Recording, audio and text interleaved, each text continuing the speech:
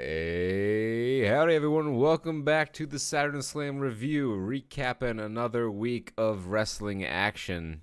Hopefully this will be a lot shorter because we don't have a 4-hour indie show sandwiched into Yeah, our usual offerings here.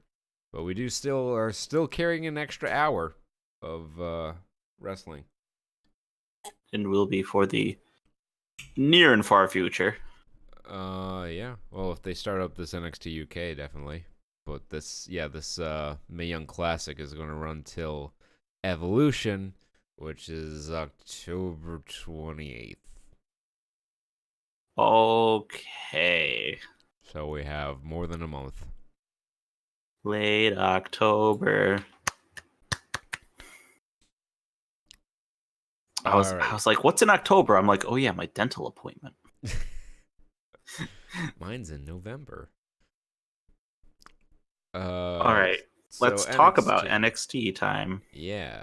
This is the September 12th, 2018 edition of NXT. So we kicked off with Oni Lorcan, as advertised weeks ago, back from his Danny Burch is back from his orbital bone injury, and Oni Lorcan is still teaming with them. They defeated the formidable opponents of two random Brazilian men we had hanging out backstage. I think that's just how they teach. That's how they not teach, but how they do Brazilians. It's just all one sort of dude, just spread across multiple wrestlers. You all know a Uh, little kung fu.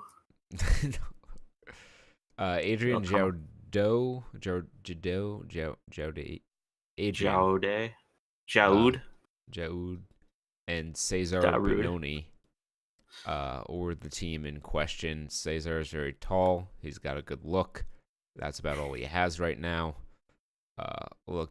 Didn't do much, but even with what he did, looked very green and very stiff and very slow. Yeah, you Uh, got a job somewhere. yeah, and Adrian still wearing the gi pants and the Muay Thai arm tassels. Very difficult to take seriously. He's fine. Danny Burch and Oni Lorcan took good 80 to 85% of this match. They won with their just awful finish of a draping DDT, but instead of using the ropes, there's another guy holding his feet up. I can pretend to be a ring post. Yeah, Pretend. this was fine. Yeah, this was all good. I will say the promos and the segments on this show were what did it for me. Well, that's good because there was very little wrestling on this show. Right. Before this even started, I think it was Tommaso walking back. It's Yes, the he nice made thing his about the return to Full Comcast Sail. Center is it's really convenient to Orlando because Orlando's right next to hell. You see, because Satan needs to be within easy distance for all the old people. Florida is basically like the zeroth circle of hell. Love you, Florida. Don't tell Florida I said that. Yeah, he came He back. just They're like, walks in and doesn't talk to anyone. "What are your motivations for coming back?" And he just walks back. And then he has later in the show he has his interaction with Regal. Shayna Baszler fought Violet Pain. Violent pain. And beat her in short order with the Kirifuda clutch. Did some arm manipulation stuff. The dreaded bending your arm the way it's supposed to bend. The elbow stomp. and the elbow stomp, the classic. Which, looks good if I hadn't experimented myself to see if I could do it. And I might not be the best judge, as you can, I don't know if it shows up very well on the camera, but I am double jointed in my elbow. Ooh. That hot arm action. Yeah. Fans are going to be coming after you, Kurt.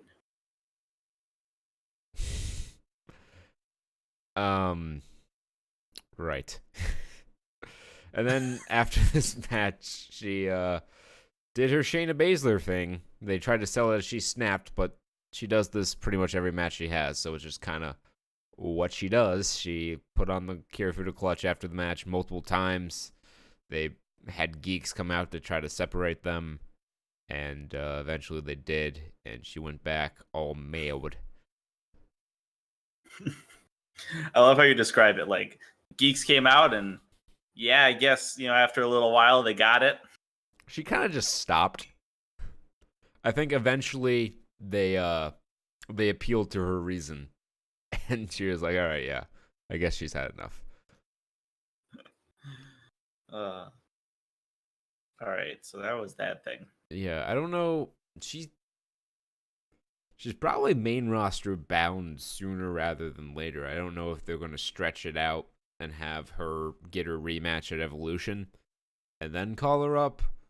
Because it's clear based on the direction of the main event here that Bianca Belair is probably next in line at TakeOver War Games for a women's championship match. And Shayna's really done everything that she could do in NXT. So, I mean, I never want to see anyone called up to the main roster, but if it's time for anyone to make that jump, it's Shayna, and we wish her the best. Right. I can see the story now. And she comes up, and wait. Is Becky Lynch on SmackDown? Yes, she is. Oh, okay. Then scrap everything I just said. SmackDown has a chance of making good booking decisions. All you said, well, do they? I said a chance. They fucked up Becky Lynch pretty good. I was just gonna say Becky Lynch because I was. And then thinking like the Phantom Becky Carmella Lynch, Shayna face Baszler turn. team up, and then she turns heel. Who turns heel? Becky. Oh, right, yeah. Because she is a babyface. Fuck all the. Is she? I don't know.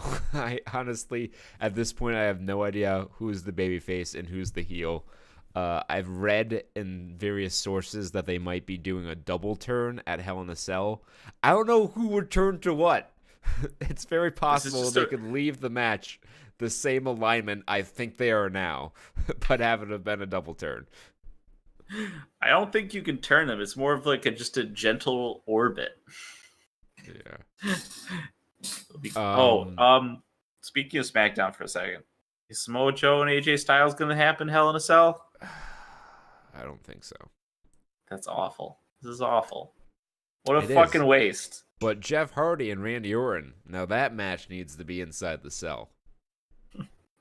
And Braun Strowman and Roman Reigns wearing green makeup and devil horns. That one I can understand because the Shield and Dolph and Drew have been getting involved in every angle. So, like, in terms of keeping people out, which was the original idea behind the cell, it makes a certain degree of sense. They're all going to get in anyway because the fucking cells might as well be made of wet cardboard.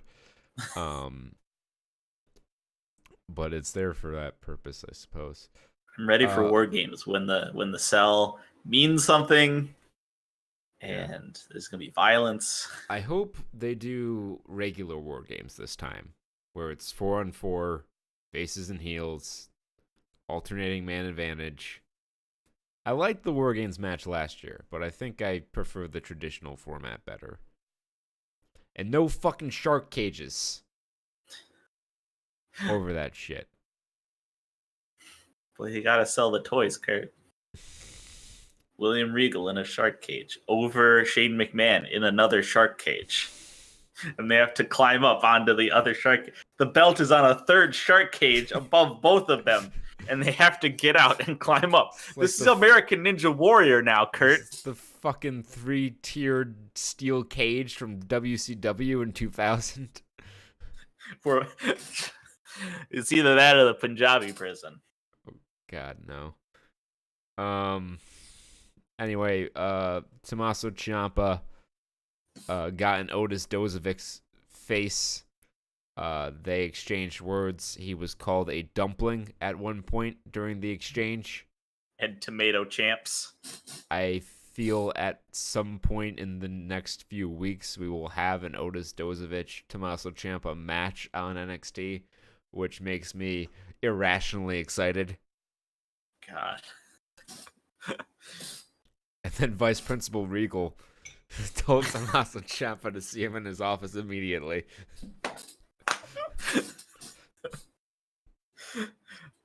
William Regal, how many authority figures can we make him? See, this is what the Constable should have been on Raw. Yeah. Just sending people to his office like a disgruntled vice principal with a Dutch last name, which is oddly specific to me in middle school.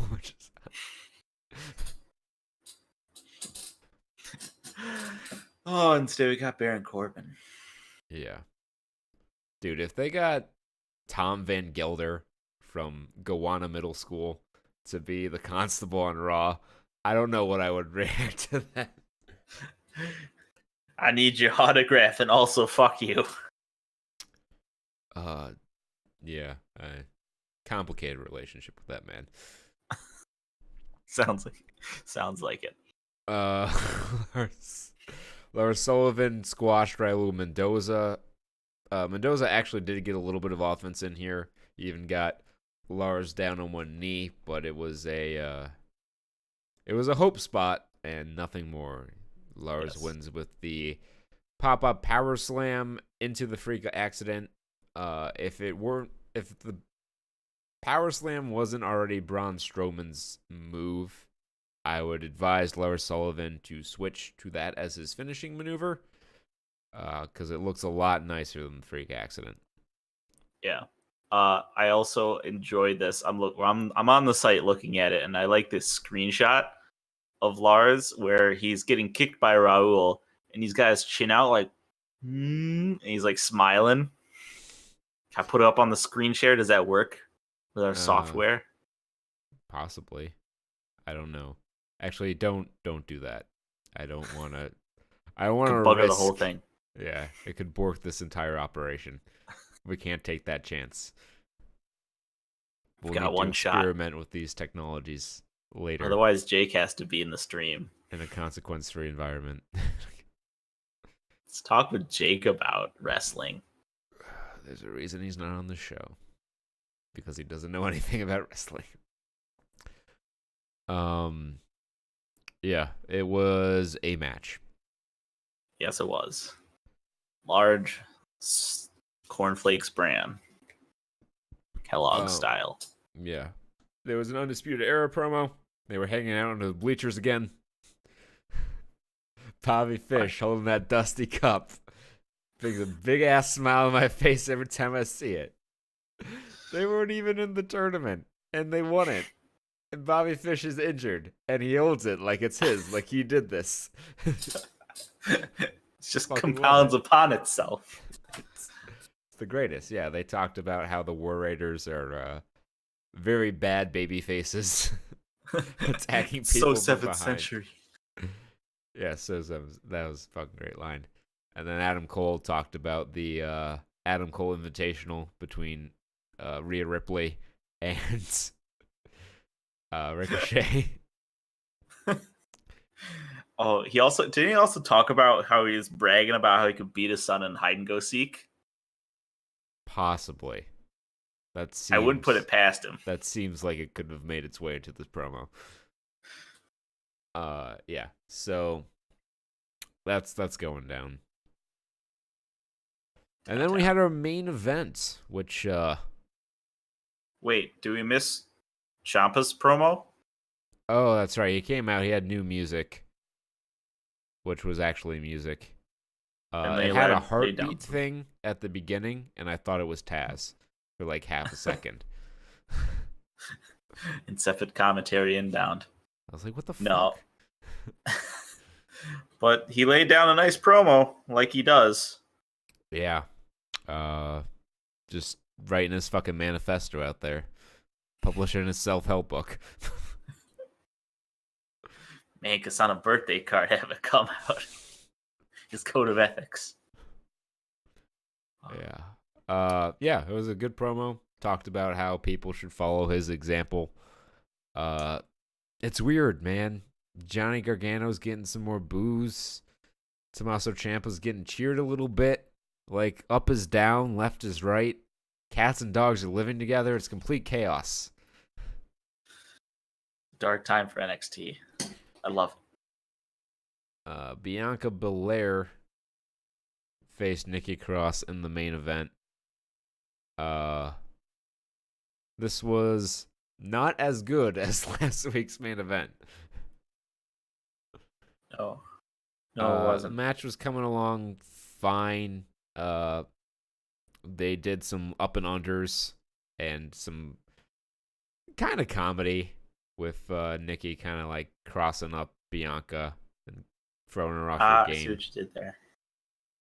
And yeah, she laid a crossbody on her. They hit the announce table. Well, this is all after the match. Never mind.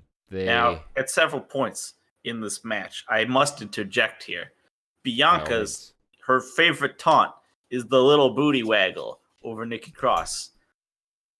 But I must counter this with the fact that Nikki Cross is much thicker than Bianca Belair. This is true information that you have spoken. I was like, this taunt is on you. You're just showing us your inadequacy.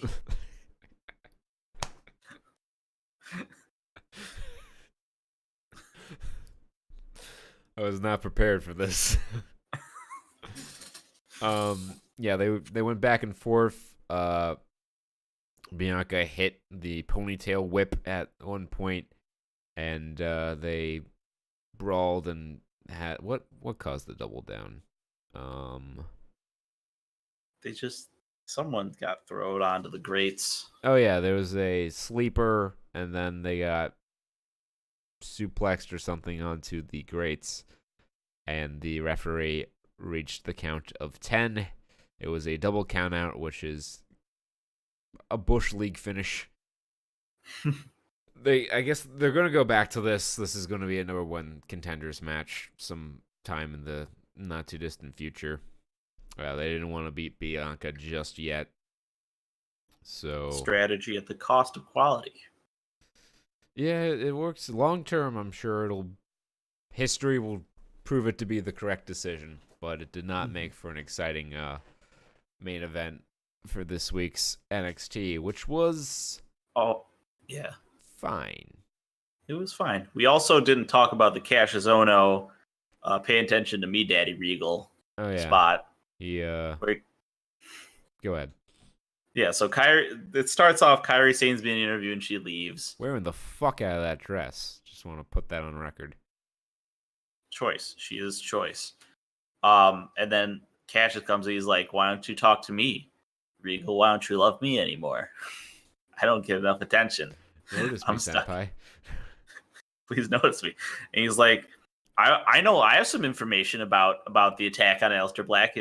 And I was like, I have some alibi. And William's like, yeah, Kairi just told me. I don't care. You can go.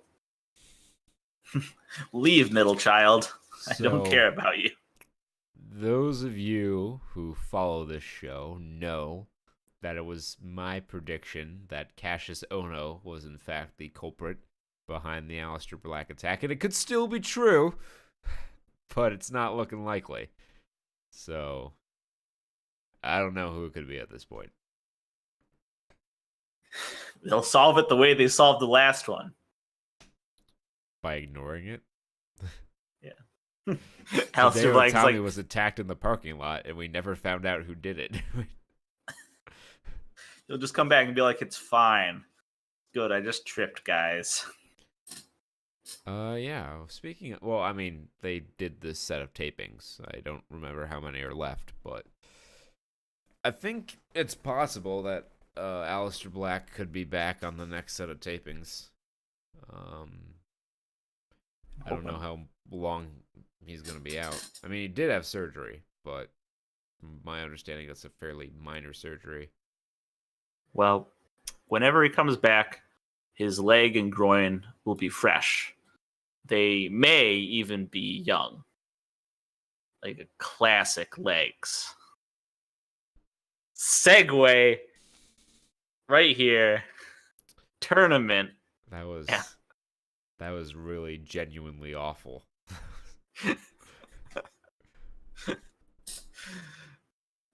That was fucking choppy. That was chunky like a bad batch of milk.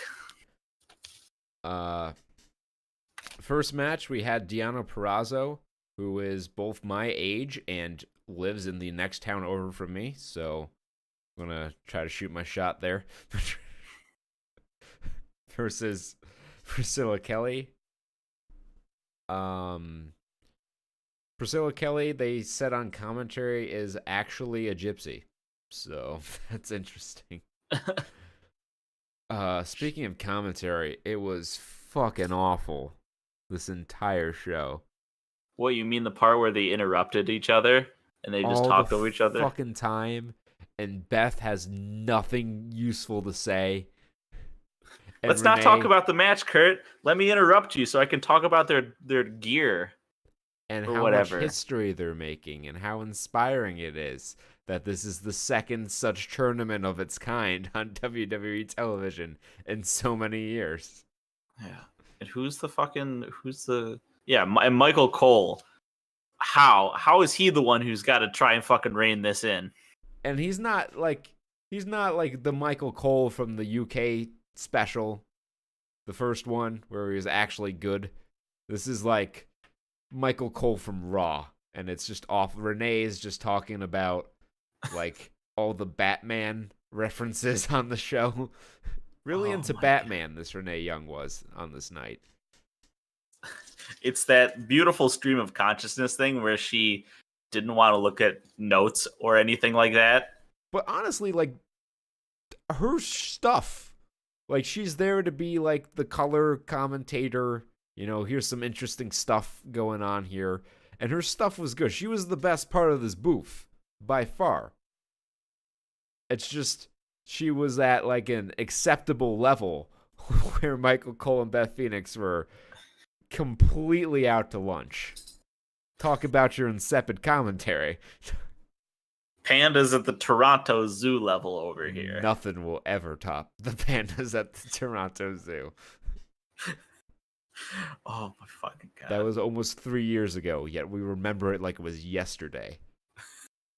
And for you to remember something that long, it must have been exceptionally horrible. It's the most beautiful off-topic commentary.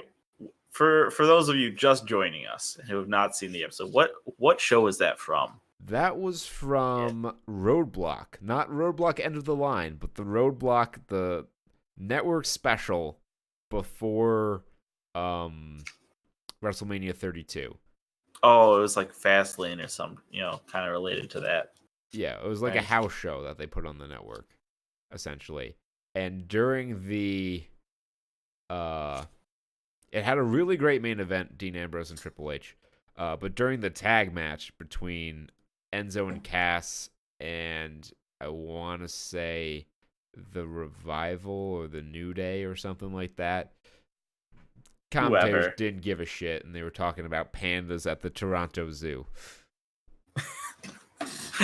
And the perfect thing about it is we were sitting in Kurt's room watching this, and we were just talking about sometimes they can just be so off topic with their commentary, and then I just hear that come over the airwaves. I'm like that? Yes, exactly like that. Anyway, this match was fine. Priscilla Kelly looks a lot like a discount Paige when Paige first broke in, and like the purple gear doesn't help that comparison at all. But she seemed to be fine. Purrazzo was fine. This match was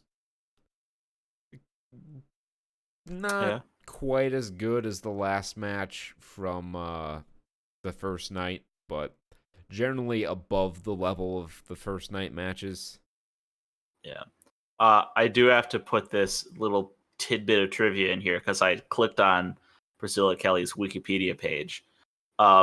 When she was 14 in 2012, she was part of season 1 of My Big Fat American Gypsy Wedding. They did mention that on commentary. Oh, God. Yes, I remember them saying that. This ran for 5 seasons? Jesus fucking Christ. Well, I mean, reality television. It costs 12 cents an episode to make. I guess. Peraza won with the Fujiwara armbar. And that was it. So hopefully she comes back to Hackettstown soon so I can introduce myself. Next. Yeah. Zeuxis versus Big Swole Ariel Monroe, who Peter, what'd she do? I don't forget what she did. Well, no, what does she do? Why don't you like her? Oh, I don't know. She talks too much. Yeah, because she talks too much. Too much. Girl, you never shut up. Oh, boy, you never shut up. Oh, my God, yeah. She wrestles good. She does good wrestling stuff. She wrestles fine. But Zeuxis has interesting choices in ring attire for her body type. I'll just leave it at that. And she did like the most ground-based lucha I've ever seen in my life. She's a woman of the earth, Kurt. Her finish was a Spanish fly, which is very lucha, but everything else was like not at all. There was hair pulling and some other heelish tactics. Oh yeah, there's a whole spot where you don't touch Ariel Monroe's hair. No, don't she'll do smack you in the mouth or something. She'll yell at you. Yeah. They showed her husband, Cedric Alexander, and their daughter in the crowd. Poor kid was crying after she lost.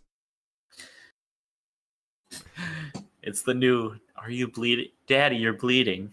That was actually heart-wrenching. This was like, why'd you fucking bring your daughter ringside if you knew she was going to lose?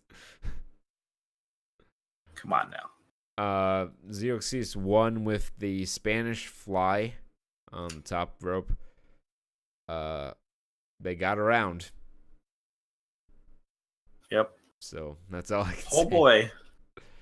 Match was subpar.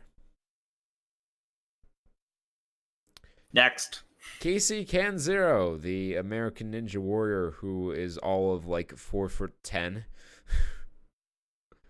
Yeah. Wrestled Rena Gonzalez, who apparently is my height and 20 pounds heavier than I am. She was a large person.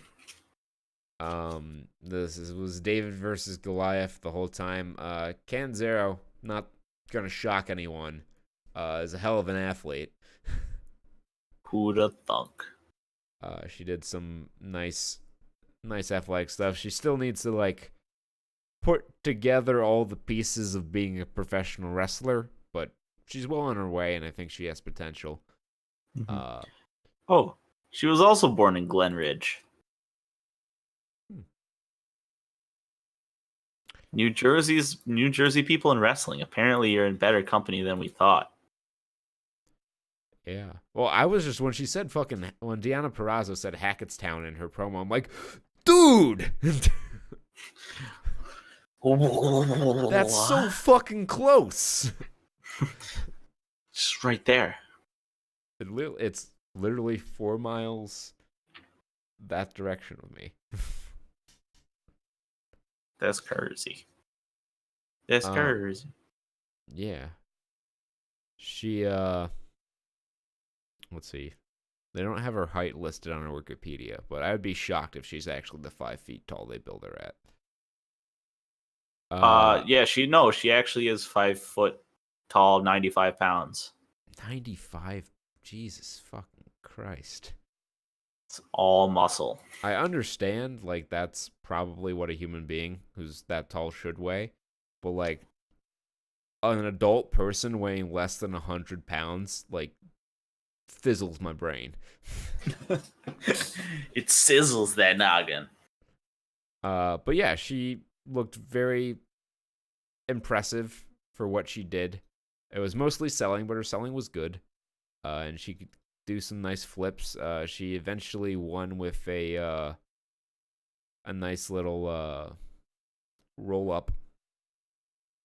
And For like, yeah, she barely squeaked out that win. yeah, she squeaked out the win. Good sportsmanship shown by Gonzalez after the match, lifting her up on her shoulder, like Dave Bautista did to Randy Orton after he beat Chris Benoit for the title, although there was no thumbs down and electric chair chop to be had this time.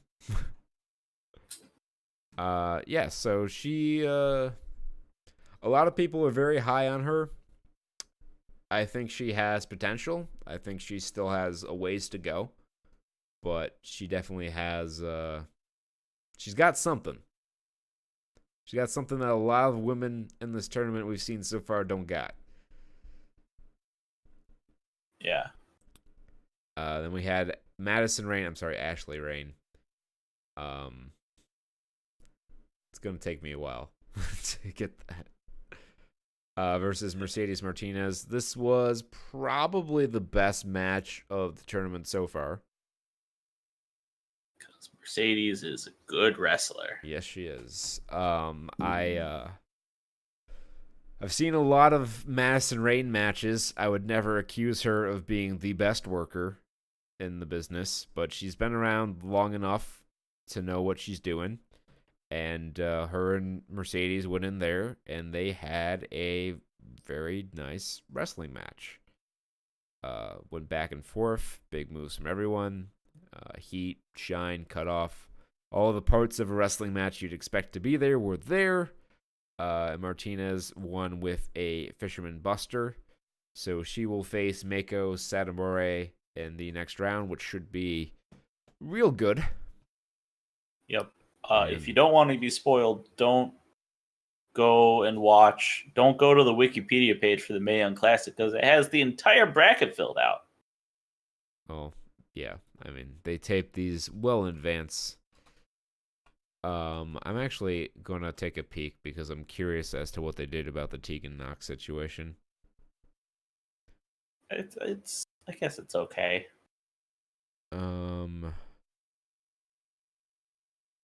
Oh, I guess they just awarded her the match.